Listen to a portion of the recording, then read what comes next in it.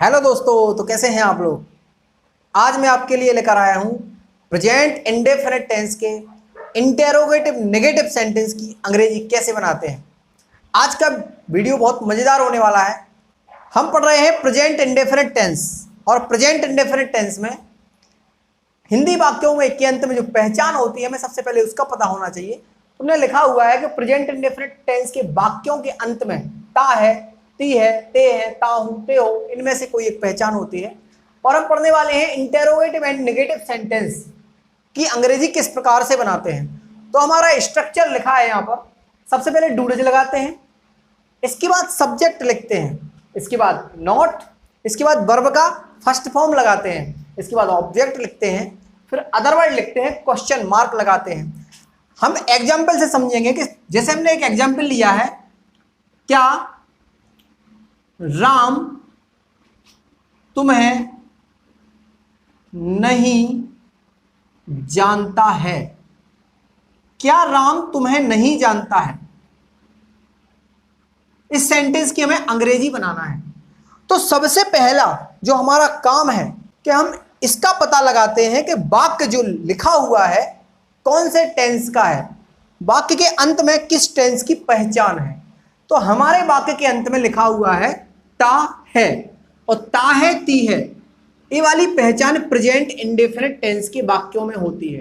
तो यहां से पता लग गया है कि हमारा जो सेंटेंस है वो प्रेजेंट इंडेफिनिट टेंस का है, हमारी पहचान है ता है। ठीक, अब इसके बाद टेंस का पता लगाने के बाद सेंटेंस का पता लगाएंगे कि दिया गया सेंटेंस अफर्मेटिव है या नेगेटिव है या इंटेरोगेटिव है, इंटेरोगेटिव नेगेटिव है। तो यहां पर सबसे पहले क्या लिखा हुआ है। यदि हिंदी वाक्य में सबसे पहले क्या लिखा हो तो वह वाक्य इंटेरोगेटिव सेंटेंस होता है।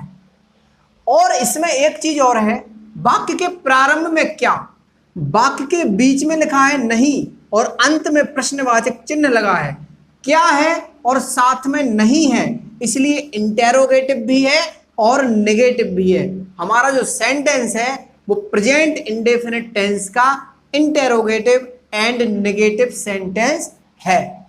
अब हम इसकी अंग्रेजी बनाने वाले हैं। तो अंग्रेजी बनाने के पहले हम सेंटेंस में ढूंढेंगे कि स्ट्रक्चर में जो जो दिया गया है उसमें से हमारे सेंटेंस में क्या क्या मिलता है।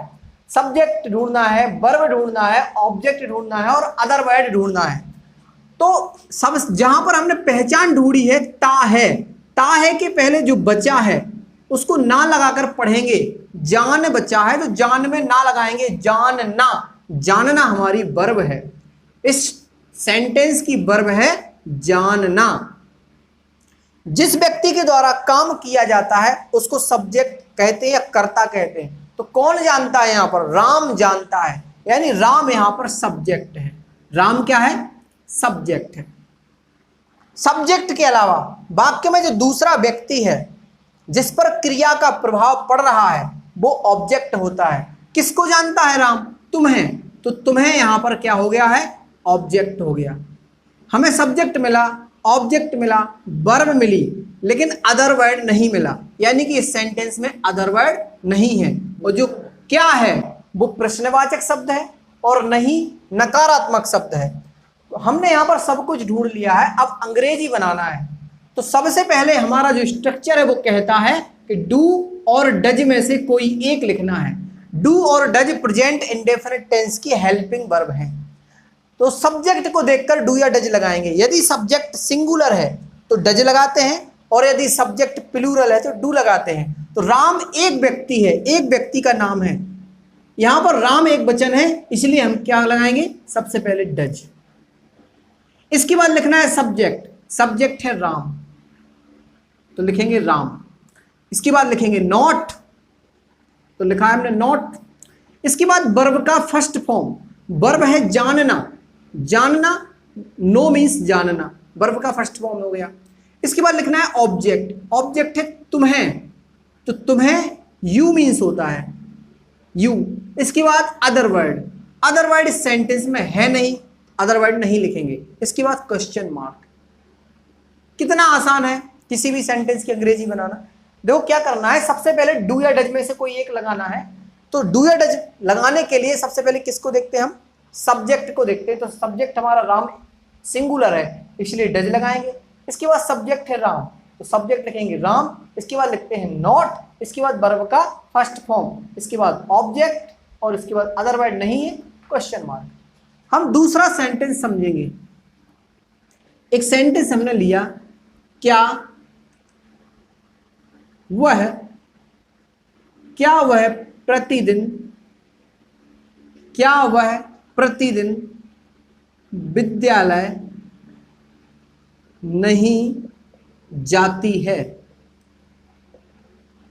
इस सेंटेंस में सबसे पहले मिला हमें ती है, जो कि प्रेजेंट इंडेफिनिट टेंस की पहचान है। अब ती है के पहले बचा है जा, तो जा को ना लगाकर पढ़ेंगे जाना। जाना हमें मिल गई है वर्ब। क्या मिल गई है? वर्ब। इसमें कौन विद्यालय नहीं जाता है? वह। तो यहां वह जो है वो सब्जेक्ट है। ठीक, इसके बाद ढूंढेंगे हम, सब्जेक्ट मिल गया, वर्ब मिल गई, अब ढूंढना है ऑब्जेक्ट और अदर वर्ड। तो ऑब्जेक्ट इसमें दिया नहीं गया, क्योंकि प्रतिदिन है समय, समय भी अदर वर्ड होता है, और विद्यालय है स्थान, स्थान भी अदर वर्ड होता है। तो विद्यालय और प्रतिदिन को अदर वर्ड में रखेंगे। ये तो नकारात्मक शब्द है और क्या प्रश्नवाचक शब्द है। अब बस इसकी अंग्रेजी बनाना है, तो सबसे पहले डू और डज में से कोई एक लगाएंगे। तो वह एक वचन सब्जेक्ट है, सिंगुलर है, इसलिए क्या लिखेंगे?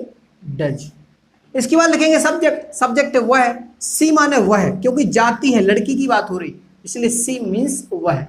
इसके बाद नॉट, वर्ब का फर्स्ट फॉर्म, वर्ब है जाना, गो।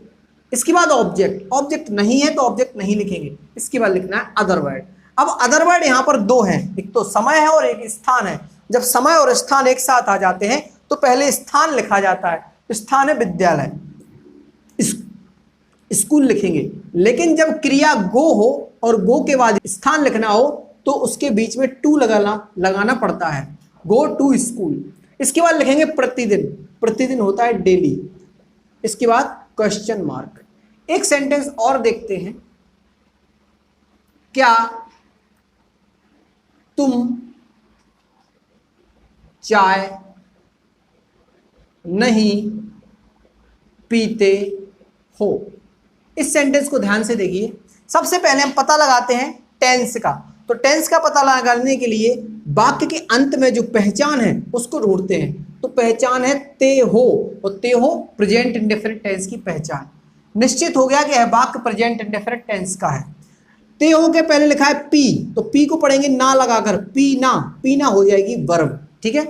तुम, कौन पीता है चाय? तुम, तो यहां पर तुम है आपका सब्जेक्ट, चाय है वस्तु, तो चाय को लिखेंगे ऑब्जेक्ट। नहीं नकारात्मक शब्द है और क्या प्रश्नवाचक शब्द है। क्या सबसे पहले लिखा, नहीं बीच में लिखा, इसलिए सेंटेंस हो गया इंटेरोगेटिव नेगेटिव सेंटेंस।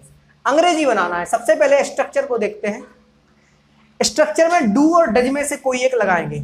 तो यहां पर जो सब्जेक्ट है वो है तुम, यू प्लूरल सब्जेक्ट है, और प्लूरल है तो डू का प्रयोग करेंगे। क्या लगाएंगे? डू। इसके बाद सब्जेक्ट लिखेंगे, सब्जेक्ट है तुम, यू मीन्स तुम। इसके बाद लिखेंगे नॉट, वर्ब का फर्स्ट फॉर्म लिखेंगे, वर्ब है पीना, और चाय के लिए पीना टेक मीन्स लिखना पड़ता है, तो यह लिखेंगे टेक, वर्ब का फर्स्ट फॉर्म लगाना है टेक।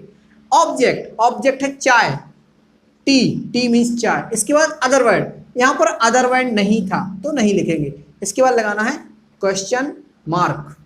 तो कितने आसानी से तीनों सेंटेंस की अंग्रेजी बनाई है। अब यदि अभी भी आपका कोई इसमें डाउट है तो आप हमसे पूछ सकते हैं। इसके बाद मैं 2 सेंटेंस आपके लिए दे रहा हूं, उनकी अंग्रेजी बना के आपको मुझे बताना है। तो इन दोनों वाक्यों की आपको अंग्रेजी बनाना है और हमें कमेंट में बताना है। इसमें आपको यह भी बताना है कि सब्जेक्ट क्या है, ऑब्जेक्ट क्या है, वर्ब क्या है, पहचान क्या है। और आशा है कि आपको वीडियो बहुत पसंद आई होगी। तो वीडियो को लाइक करें, चैनल को सब्सक्राइब करें। Thanks for watching.